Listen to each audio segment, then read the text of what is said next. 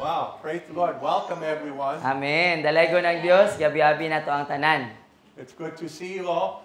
It's really an honor, and I mean that it's an honor to be here, to be invited to speak on behalf of the Lord to His people. Amen. No gikalipay namo nga nami diri karon igsoon sa inyong atubangan usa ka dako nga dungog ug pribilehiyo nga manultimi nga musultimi ug magrepresentar sa pangalan sa Ginoong Hesus sa inyo karon sa iyang katawhan. Amen. Amen. So this is my brother. We're twins. Kambal daw ni sila. You can tell because sama ilong. So, di ba? Klaro kayo nga kambal sila kay pareha sila ilong. Praise the Lord. It's Hallelujah. Good to see you again, Pastor Rodolfo. Amen. Good to see you again. Where did that Rance get off to? Who? Rance. Where did he go? He ran away. On him.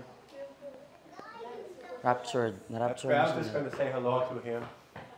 I wanted to thank him for piloting us into this place yesterday. Amen. Yeah.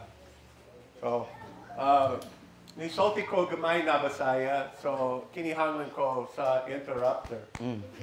Interruptor, dili interpreter. Okay, ako may mubalda sa iyang kuan, English.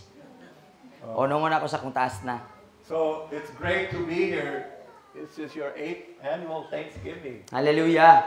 Usa ka kalipay na mo igsoon nga nami diri karon sa inyong ikawalo nga tinuig nga pagpasalamat sa Ginoo. And we were here I think about 8 years ago that you invited us here. Mga 8 ka tuig na milabay sukad nga nakaanhi siya diri. Before there was a building here and we had to hike down the trail down into the canyon. So wala pa ni nga building, dayon nag-hike daw sila dito sa ubos. The trail was very steep. Dayon kuan kayo kanang madalinas, taas kayo.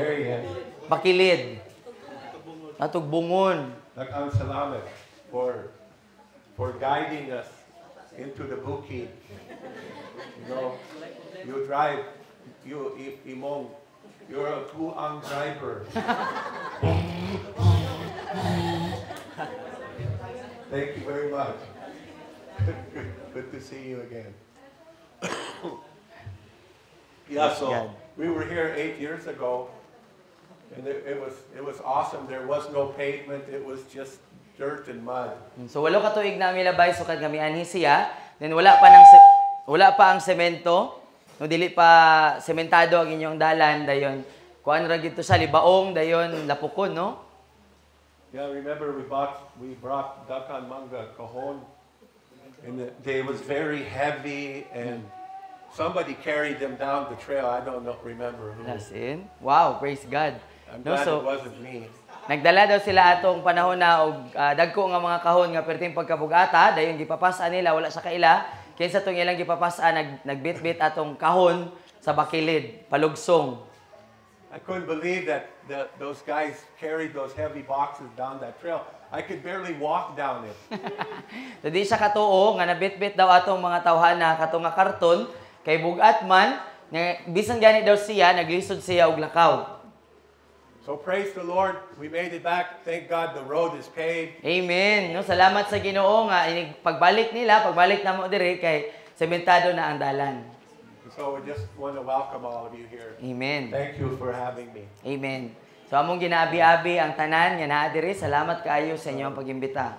If you don't know, ako si Mark. So sa mga wala na kaila, siya si Mark. Magpuyo diri sa Dipolog para hapit na pulo ka tuig. So hapit na pulo ka tuig nga nagpuyo sila sa Dipolog. With my angakong asawa. Kauban ang iyang asawa. Si Kathy. Nga si Mami Cathy. She stayed home to intercede. She's interceding right now for you. So si Mami nabilin siya sa Dipolog kay nagpataliwala siya sa pagampo, nagampo siya hangtod karon para sa ato ang tanan nga naa diri. So hopefully if we ever get invited back, we'll bring her. Amen. No, so ang nang hinaot mi nga sa sunod namo nga pagbalik kung imbitahon mi pagbalik kay dalo na mo balik si Mami. I hope it's not 8 more years. So unta dili pa sa mosunod nga 8 ka tuig. Honestly, Gene and Joe invited us to come many times, and I kept telling them no. So daghan ang higayon nga si Pastor Jean ug si Kuya Joe kay nag-invite ni Daddy sige pero I'm magsigig sorry. dili si Daddy. But we're here now, praise the Lord. Amen. Salamat sa Ginoo nga naa nami diri karon.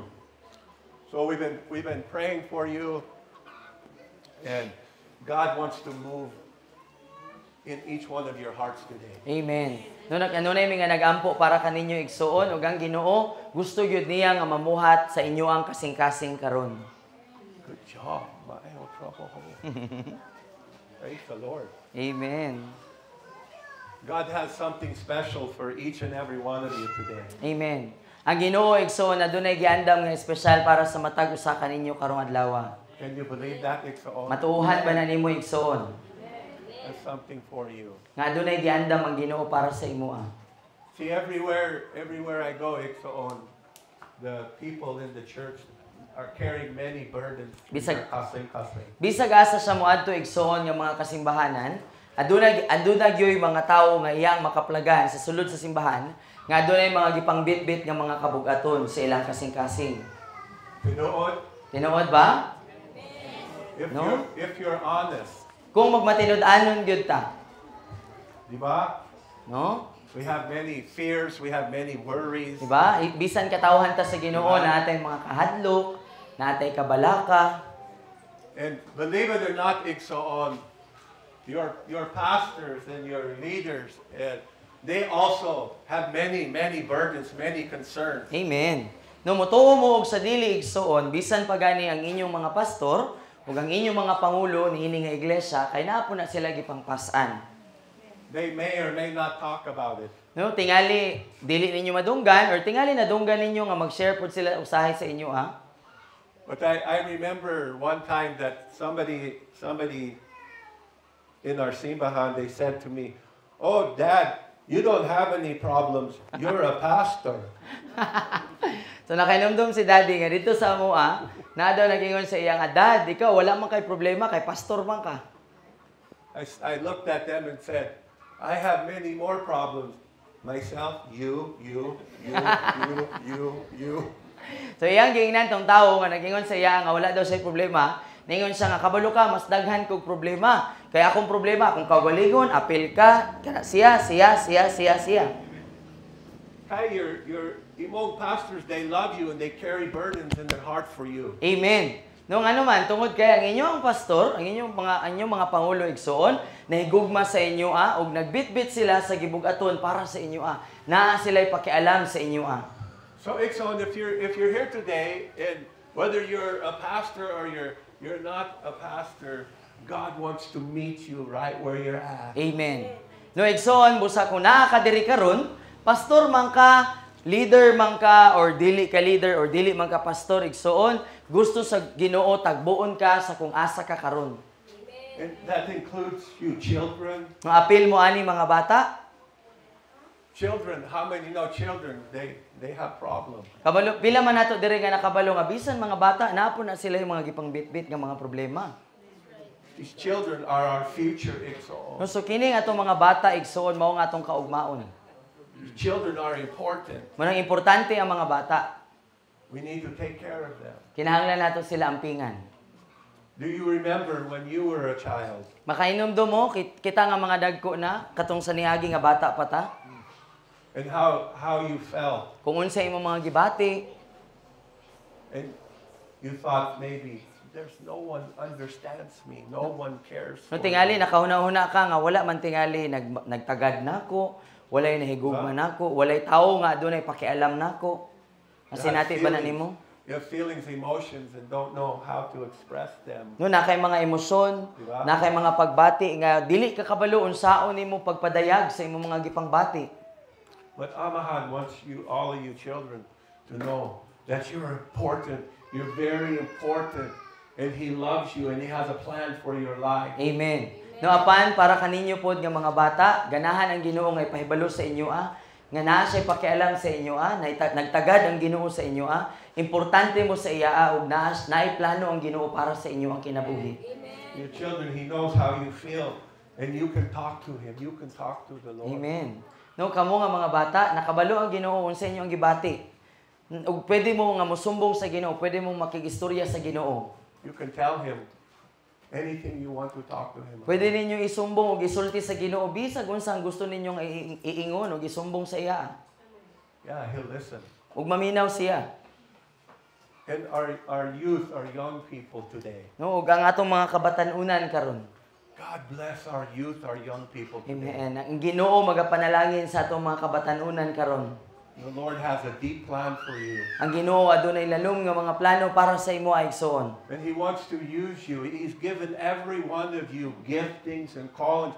He wants to use you beyond anything you could ever imagine or think. Amen. He has a plan for you. Ug adunay gusto sa Ginoo igsoon nga gamiton ka tungod kay gitagaan kaniya og mga gasa og mga tawag, daghan siyang gihatag og gibutang sa imo igsoon. Mo nang dako kayo ang plano sa Ginoo para sa imo ang kinabuhi. Can you believe that? Matuohan ba na nimo?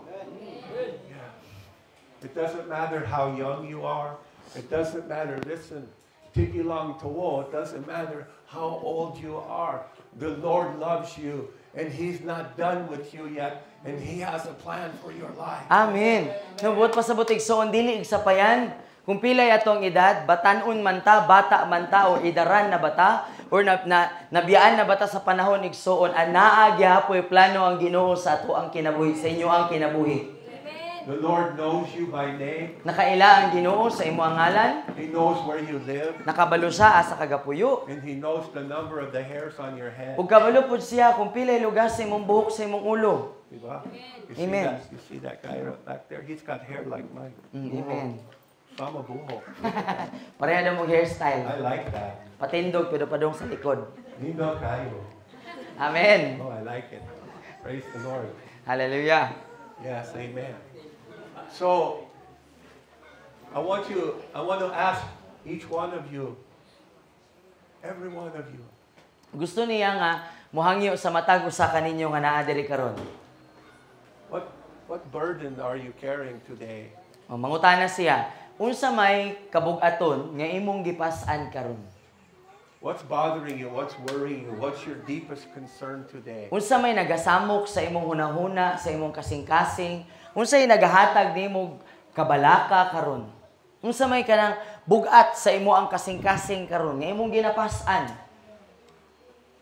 Pastor, can you just give me some soft music with no words? Thank you very much.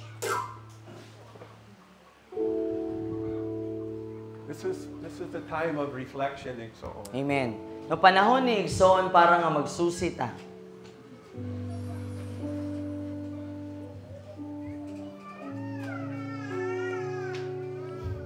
See, as she read to you out of Matthew. Gibasa ganiha igsoon ang Mateo 11:28. Lord Jesus is inviting you, come to me, all you who are heavy laden, No diin nga and si I will Jesus, give you rest. diin nga si Jesus nagsulti igsoon nga nagdapit siya, nagtawag, nangimbitar si Jesus igsoon kanato nga mga gipangkapuyan, gipanglaayan, gipangbudlayan, gipangbugatan, nagpasan og mga kabugaton sa tong kasing-kasing, ingon sa kumuduol ta, tagaan ta niya og kapahulayan. So there's an invitation for you, Exo. So anaay usa ka pagdapit, imbitasyon para sa imo ay igsoon. What are you carrying in your kasing right now? No, lantawa sulod sa imong kasing-kasing igsoon. Unsa man ning kabug-aton nimo? Unsa giproblemahan nimo karon? Unsa imong gikabalakan? Unsa may bugat sa imong kasing-kasing nga kanunay nimong ginaampor, kanunay nimo nga mabalaka ka kung maghuna-huna ka ani. Exo, can we be honest? Pwede ba ta mahimo nga matinud-anon?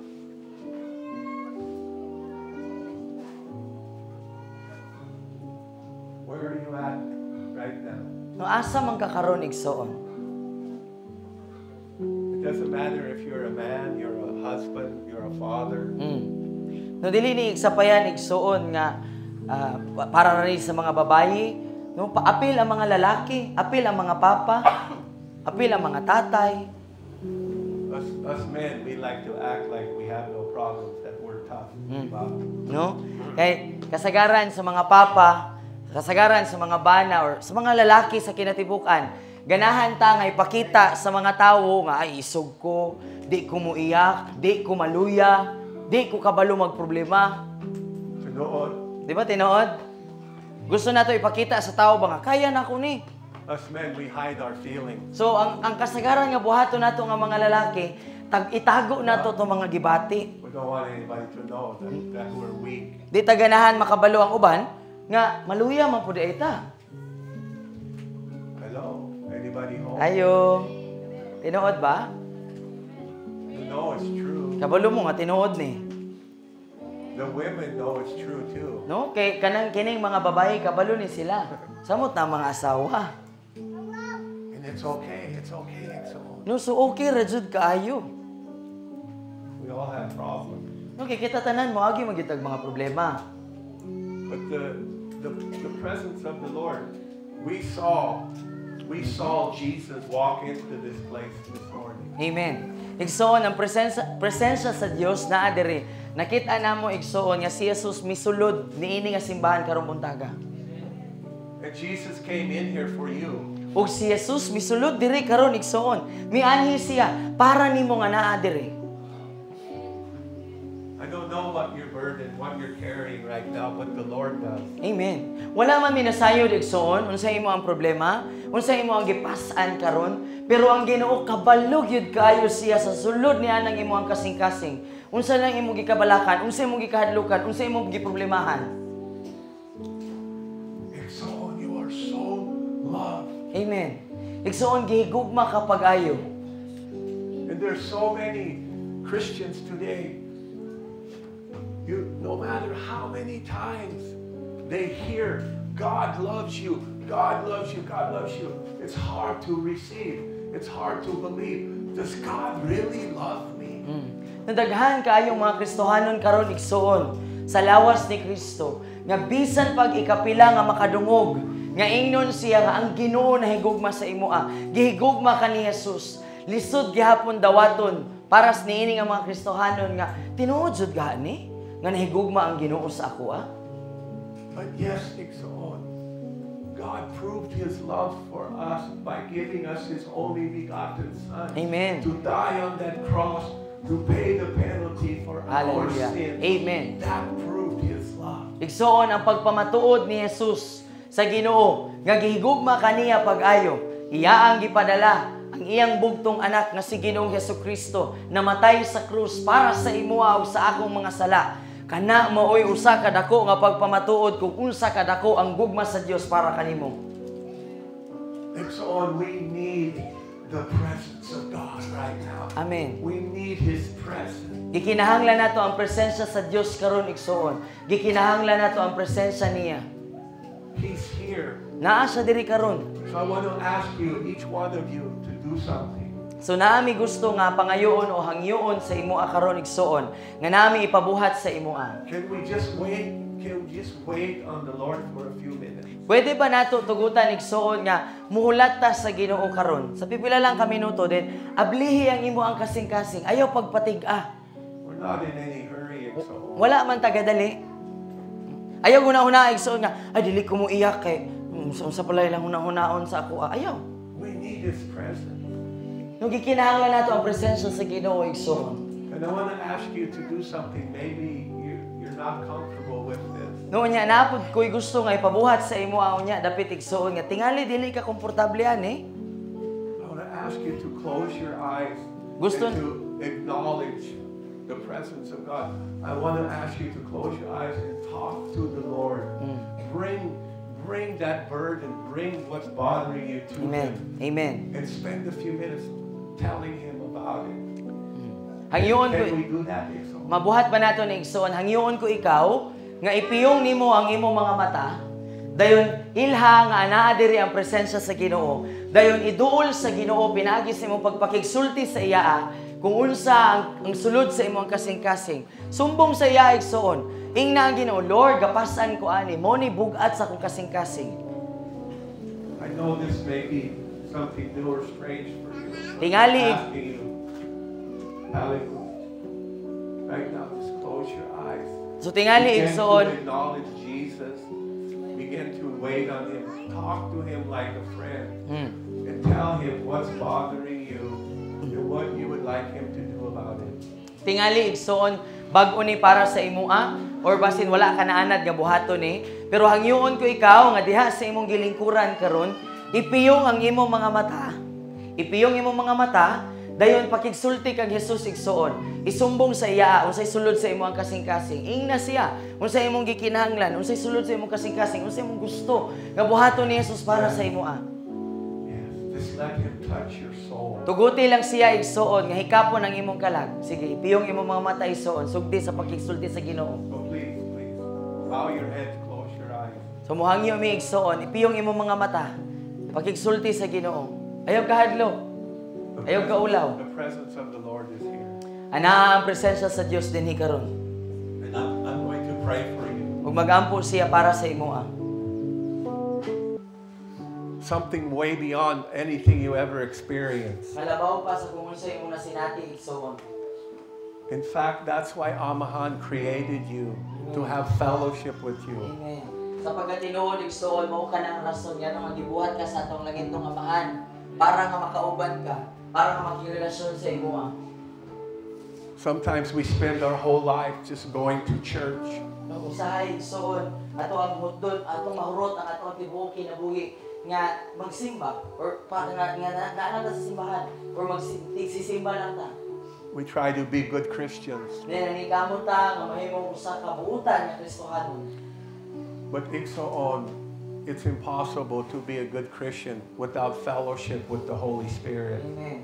Apan igsoon, imposible nga mahimong ang buutan maayo nga Kristohanon kung wala tay pakikuban ug pakirelasyon sa balaang espiritu.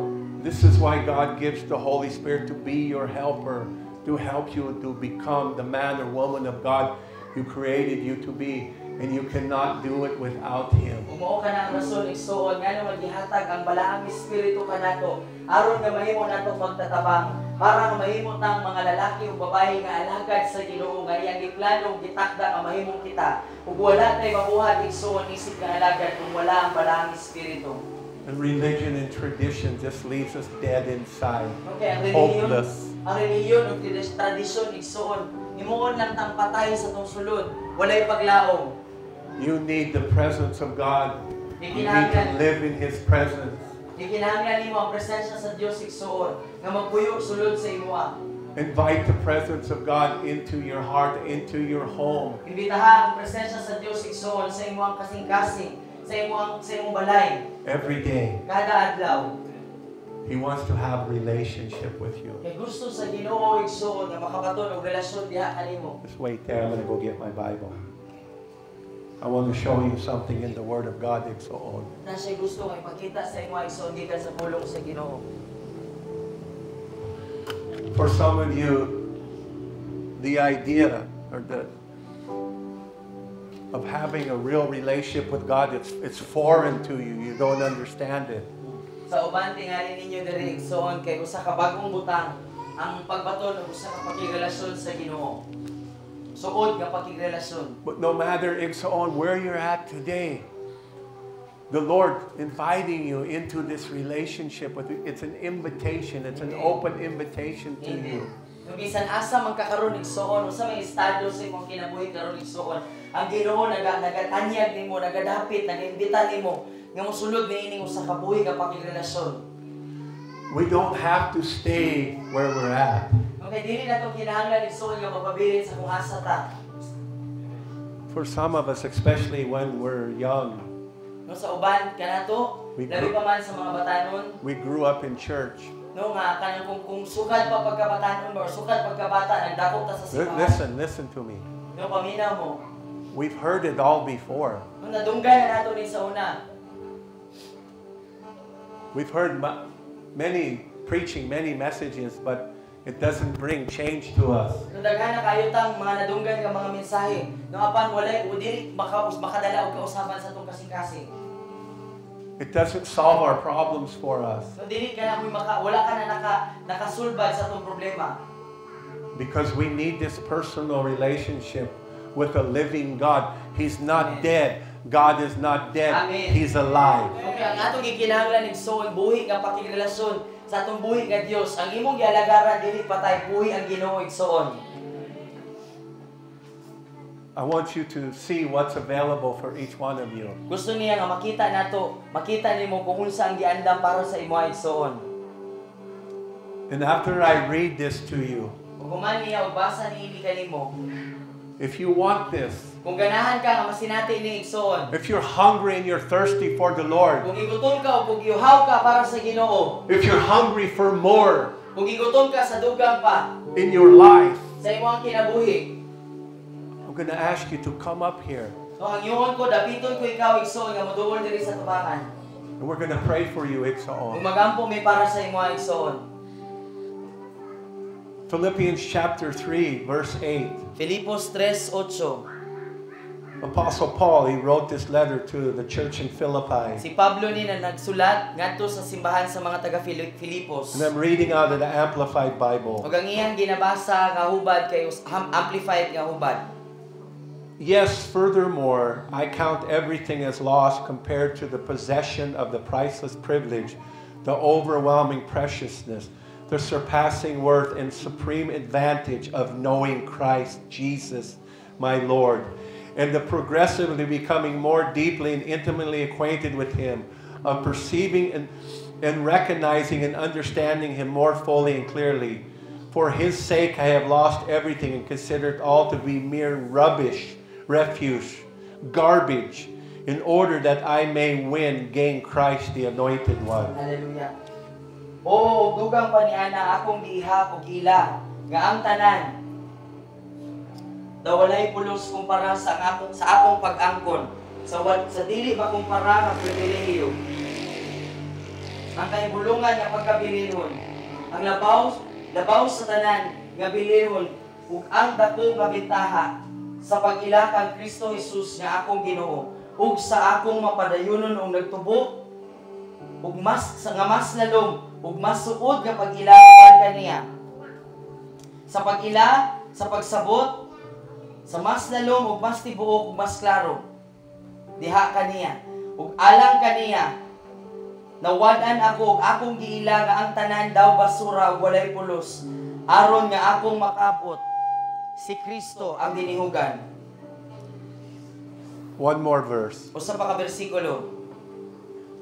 Ephesians chapter 3. Efeso kapitulo 3. Again, this is Apostle Paul. Sa makausa kini si Apostol Pablo. It's a prayer for the church in Ephesus. Mao kini ang iyang pagampo alang sa mga taga Efeso. We'll start in verse 18, Sugod diha sa bersikulo 18, 18 and 19. 18 ug 19. That you may have the power and be strong to apprehend and grasp with all the saints, God-devoted people, the experience of that love. Yes, What is the Lord. breadth and length and height and depth of it? That you may really come to know practically through experience for yourself the love of Christ, which far surpasses mere knowledge without experience. That you may be filled through all your being unto all the fullness of God, may have the richest measure of divine presence, and become a body wholly filled and flooded with God Himself. Hallelujah. Sa 18 igsoon. Nga kamong tanan makabaton sa gahom ug mahimong ligon sa pagsabot ug pagdawat uban ang tanang mga gibalaan sa Dios sa kasinatian sa gugma. Kung unsa ang gilawmon, ang gilabdon ug ang kahabugon niini. Nga kamo sa pagkatinuod masayon sa praktikal pinaagi sa inyong kasinatian alang sa inyong kaugalingon. Ang gugma ni Kristo nga labaw pa sa paghunahuna lamang nga walay kasinatian. Nga kamo mahimong puno sa inyong kinatibukan ngadto sa kapuno sa Dios, kamo makabaton sa pinakamadagayawong sugod sa langitong presensya ug mahimong usa ka lawas nga puno sa kinatibukan nga bahaon sa Ginoo mismo. Hallelujah. He only wants you to experience Him, not just huna-huna. Amen. gusto sa Ginoo igsoon nga masinati nimo ang Ginoo nga dili lang kutob sa atong una-una ato kay malo.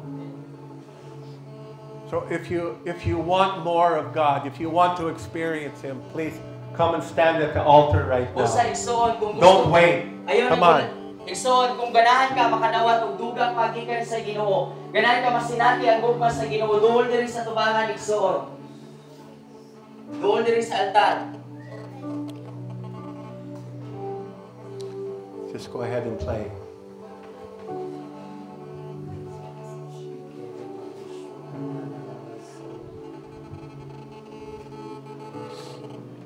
We'll wait. Are you hungry and thirsty for experiencing the presence of God? Gigutom ba ka og giuhaw igsoon sa kasinatian sa gugma sa Ginoo?